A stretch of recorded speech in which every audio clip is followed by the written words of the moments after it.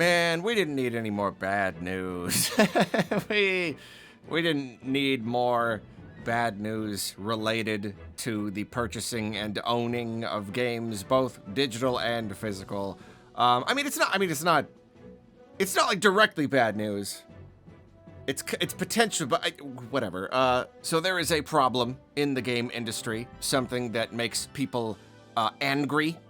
It's the idea of a game releasing and like the whole entire game isn't even there on the disc. You gotta like download it separately or whatever. And this was a particularly big problem on the Switch because those Switch game cards, they were proprietary. It's not just the kind of thing that you can buy. It's like a special Nintendo flavored little card, and the higher capacity the card, the more money it costs to produce. So the bigger your game, the more space that your game takes up. You know, you need a bigger card, and that is going to significantly cut into your profits for physical games, and therefore we had the Switch tax. You know, the idea of a Switch game, a multi-platform game, one that is on Switch and other consoles as well, but the Switch version costs a little bit more.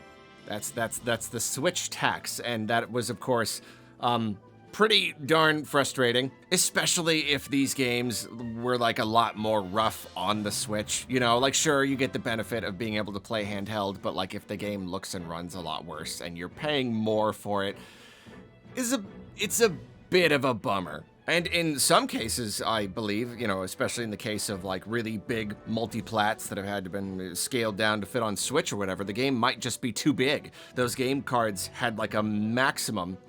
And so there were some games that were just not all on the card. They basically required you to download maybe even a pretty sizable update when you get the game. You cannot play this offline. You can't just buy it and pop it in your Switch and play it right away. You gotta download something. I mean, there were some games where I want to say Starlink was that way, where like essentially the entire game had to be downloaded.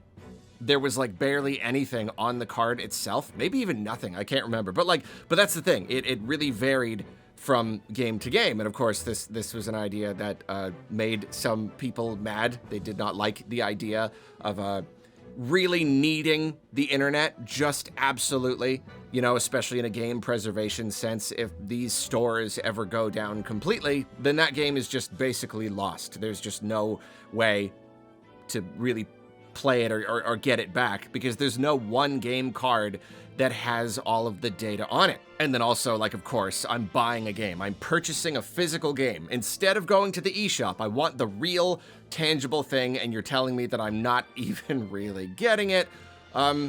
So yeah, it was already a thing. And so, I mean, it stands to reason, even before anyone confirms or says anything, that, like, this is going to be a practice on the Switch 2 as well, especially because with higher graphical capabilities, higher, you know, resolution, textures, and all that stuff, as the generations go on, games just get bigger and bigger and bigger. And if Nintendo is insisting on using this proprietary cartridge tech, then, like, of course, this is still going to be a problem. And so it's not surprising to know that there are going to be Switch 2 games that, you know, essentially just require you to download some substantial amount of data in order to play your games. The worrisome thing is that Nintendo has mentioned it specifically, and they've even given it a little name. That's the worrisome part. You know, the fact that they had to mention it and even give it a little, it's called a Game Key card. And that's not like the fun card stuff that they revealed at the Switch 1 Direct, which is like a cool new feature. No, a Game Key card, that term represents something that is not really fun for anybody in any case. They describe a Game Key card as follows. Some physical games are available as a Game Key card. Insert a Game Key card to download the full game to your system. You can play the game by starting it like a standard physical game card. Game key cards are different from regular game cards because they don't contain the full game data. Instead, the game key card is your key to downloading the full game to your system via the internet. After it's downloaded, you can play the game by inserting the game key card into your system and starting it up like a standard physical game card. Please note, to download the game, you must have enough free space in your Nintendo Switch 2 system, memory, or microSD Express card. The amount of free space required is indicated on the game key card packaging. Didn't need to read that last part, but I just like to be thorough. So yeah, basically, there will be Switch games that don't have the Switch game on it. It's really just a key to download the full thing. And the thing is, it's gonna be different for every game. You know, I mean, there will probably be some games, maybe even plenty of games where there's no game on it at all. I don't know. Could you just a card with like basically no data whatsoever other than just like the instructions to go to the eShop? I don't know how common that's gonna be. But of course, really any game can use this in any way. They can have any amount of the data on it, you know? I bet you get a lot of companies who just like, you know, pick a size of a card that you're comfortable spending money on, fill it up as much as you can, and then put the rest into an eShop download. It's probably going to be different for any game. And you know what? One of the really notable examples of Switch 1 ports where like the whole entire game was kind of against all odds on the cart, I believe Witcher 3, right? Like, even though that was a big, huge open world fantasy game from a later generation, it was a really impressive port, and like somehow they put it all in the cartridge. So a lot of it really does just come down to like optimization and whatnot. And then similarly, CD Projekt Red, who did Witcher 3, I have heard that Cyberpunk, the Switch 2 version, even with the DLC, and again, a big fancy open world, I hear that that's actually going to be on the cartridge too. So it kind of makes it even more frustrating, because then it's like, oh, so like you could put your game on the cartridge, you just don't feel like putting in the effort to optimize it well enough to like save space, and that is of course a much bigger, wider reaching conversation. Game sizes have just gotten completely out of hand this generation. Now we're getting like regular performance patches that are just like 50 gigabytes. It's absurd. But anyway, again, I will say it's going to vary from game to game, and I know a lot of people are really upset with like the game prices and stuff, but there are some little bits of misinformation floating around, or rather misrepresented information. I see plenty of people who seem to think that this is every game. Oh, they're going to charge us that much money for Mario Kart, and the game's not even going to be on the cartridge? Like, nobody has said that. Unless I'm missing something here, I don't believe so. This is basically just Nintendo saying, hey, this is going to be a thing that will exist. Will Nintendo themselves do this? I don't know. Maybe. For all I know, Mario Kart will be an empty cartridge. I kind of don't think so, but they could.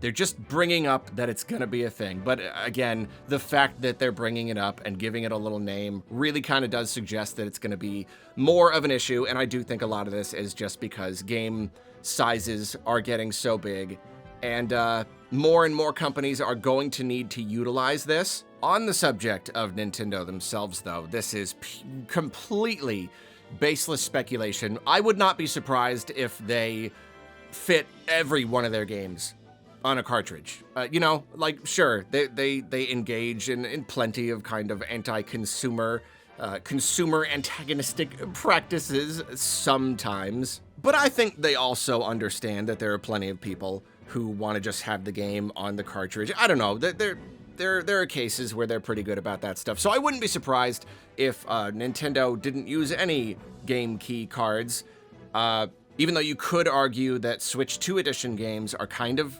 using that, because like in the case of Metroid Prime 4, apparently the card that comes in the case is the Switch 1 card, and it comes with like a code or instructions to get the upgrade version. So that is actually kind of a case. But whatever, like at least for like regular old exclusive games, there's a chance that they'll never use this.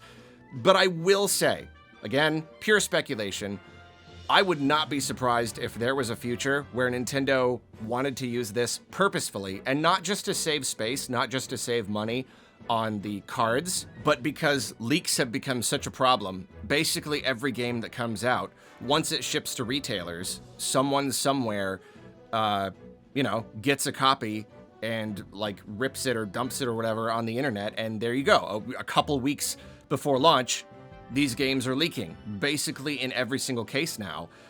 But if you make it so that the entire game isn't even on the cartridge and it requires a download on day one, they have effectively stopped leaks of at least that kind, I mean, if they get like hacked or whatever, that's one thing, but it's not nearly as likely.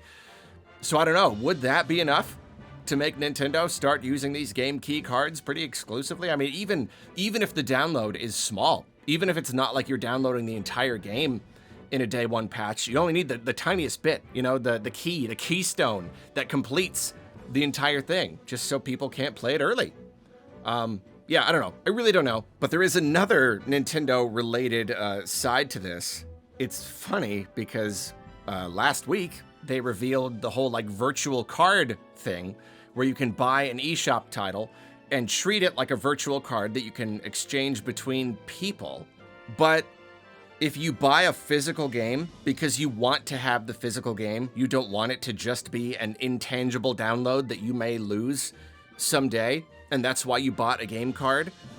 But if it's a game key card where you need that download anyway, now you essentially still have a game that is completely tied to the internet. You're completely at the mercy of these servers, staying up, and yet you have lost the ability to virtually move this card around. Like if you had a fully digital version of the game, you basically have a digital version of the game, but without that added benefit. So it's like the announcement they made last week makes this an even harder pill to swallow, an even more kind of disappointing idea. Okay, you know what? To be fair, you still can share it. If you have a fully digital game, you can transfer it around. If you have this game card, you still can share the card itself. I think one issue is that now you have a card to lose. You know what I mean? Whereas like if it's digital and it's tied to your account, it's something you can move around that is like always there on your account. That's the convenience. But now it's like, sure, physical games, that it's a convenience of its own, but it is still like you have to have the card. So it's a big digital download. It's a digital file that is connected to the internet, but still requires you to have the actual card. So yeah, so it is still kind of like the worst of both worlds. I would rather just have a game card with the whole thing on it, or just a complete digital purchase. But yeah, anyway, we don't know exactly who's going to use it. We don't know how much of a widespread problem it's going to be. I wouldn't be surprised if it turned out to be very widespread, because if this is the solution to expensive cards, then there you go. Who wouldn't want to do this? People will grumble, but most people will buy the game anyway, Virtually, not actually, but virtually everyone has access to the internet. More and more people are adopting the whole digital ecosystem. I know I am. Like I don't buy physical. All my stuff is digital. So like this has never been a big problem for me. Oh, I got to download a big update, whatever. I'm not as worried about it, but that's just me. A lot of other people, it is a big deal. And physical collecting and game preservation, all that stuff, it is a big deal for them. So yeah, it's a little worrisome. It's a little bit worrisome, but it's another one of those things where I guess we'll have to wait and see. Oh yeah, look at that. Okay, well it's good that they're gonna advertise when a game is a game key card. It's good that they're being transparent about it. But they're putting it in a big ugly thing on the bottom of the box with a QR code. And I just got done recording a video about how the boxes are really ugly, and they especially the Switch 2 edition ones already have too much information on them. Good. Just more junk to clog up the box art with.